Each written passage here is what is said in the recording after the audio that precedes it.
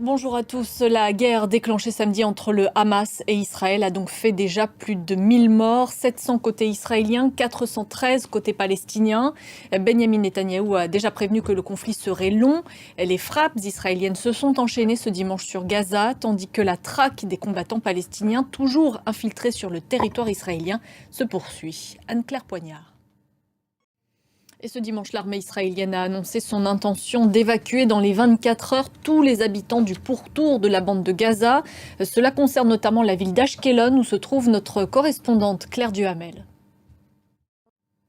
Et justement, parmi ces otages, il y a des soldats, mais aussi des civils, dont des femmes, des enfants, des personnes âgées ou handicapées.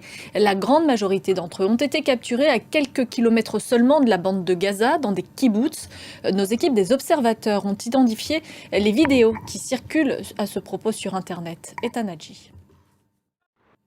Et l'attaque du Hamas, vous le savez, a été condamnée par les pays occidentaux. On l'a entendu un peu plus tôt, les États-Unis ont annoncé qu'ils allaient apporter une nouvelle aide militaire à Israël.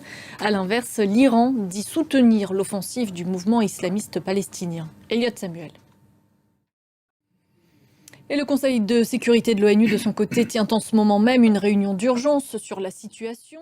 On comprend bien que ce qui se passe en ce moment entre Israël et le Hamas préoccupe l'ensemble de la communauté internationale.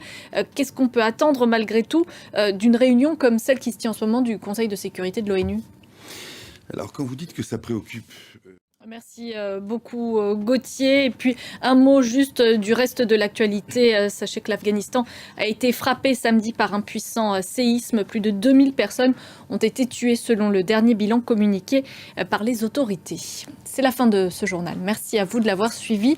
On se retrouve dans une quinzaine de minutes.